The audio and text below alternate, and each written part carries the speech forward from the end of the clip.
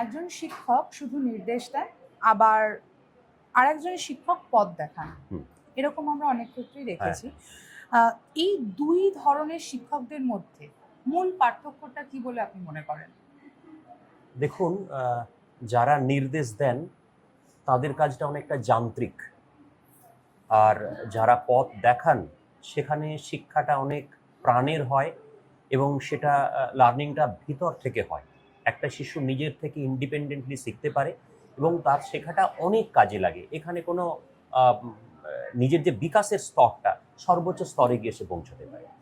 তো এমন কি কোনো অভ্যাস আছে যার মাধ্যমে শিক্ষকদের বদলাতে একটু সাহায্য করা যেতে পারে, কিংবা মানে একটু তাদেরকে এই যান্ত্রিকতার মধ্যে থেকে যাতে একটু সরিয়ে রাখা যেতে পারে?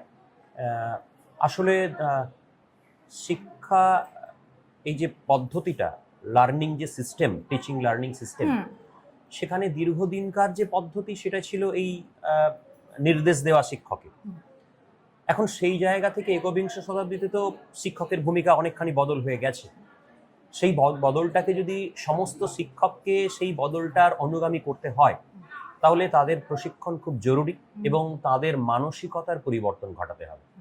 এটা না ঘটাতে পারলে কেবলমাত্র বলে কয়ে পারা খুব কঠিন ব্যাপার, এবং আমার যেটা মনে হয়েছে আগে হাতে কলমে করে দেখাতে হবে। যিনি একটা গতানুগতিক শিক্ষা পদ্ধতিতে পড়িয়ে আসছেন তাকে চেঞ্জ করা খুব ডিফিকাল্ট। আমি আপনাকে প্রশ্ন করতে চাইবো, একজন পথপ্রদর্শক মানে একজন শিক্ষকের এই জিনিসগুলোর সঙ্গে নিজেকে মানে এই গোটা বিষয়টার মধ্যে ইনভলভ করার সহজ উপায় কি, এবং কেন সেই শিক্ষককে এই সমস্ত কিছুর মধ্যে, হ্যাঁ তাদেরকে একদম A+ হতে হবে এরকম কোনো মানে নেই, কিন্তু তাদেরকে এইগুলোর সাথে যুক্ত থাকতে হবে বলে আপনি মনে করেন? আসলে শিক্ষা একটা সামগ্রিক বিকাশ। যদি একটা শিশুর সামগ্রিক বিকাশের প্রশ্ন আসে, তাহলে একজন ইনস্ট্রাক্টরের কতগুলো ইনফরমেশন ছাত্রের মধ্যে দিয়ে দেওয়াটা কাজের কিছু নয় আজকের দুনিয়ায়। ইনফরমেশন তো সে যে কোনো জায়গা থেকে সংগ্রহ করতে পারে, সেখানে টিচারের আর আলাদা করে ইম্পর্টেন্স নেই। কিন্তু শিক্ষকের যেটা খুব ইম্পর্টেন্ট রোল আজকে, যে তাকে শেখার ব্যাপারে সাহায্য করা, কিভাবে শিখতে হয় সেটা শেখানো, এবং তার একটা সর্বাঙ্গীন বিকাশের পরিকল্পনা তৈরি করা, সেই পথ দেখানোটা খুব জরুরি।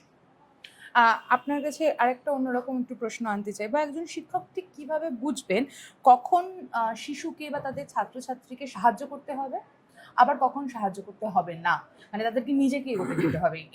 এই ডিফারেন্সিয়েটটা একজন শিক্ষকের মধ্যে কখন আমরা মানে করা যেতে পারে? আসলে শিক্ষকের কাজ হচ্ছে পরিকল্পনাটা তৈরি করা, যে একটা শিশুর বেড়ে ওঠার জন্য কোন বয়সে কোন শিক্ষাটা দরকার, সেই পাঠটা শেখার জন্য শিক্ষক পরিকল্পনা রচনা করবেন যে ও কিভাবে শিখবে, শেখার একটা অ্যাটমসফিয়ার তৈরি করা।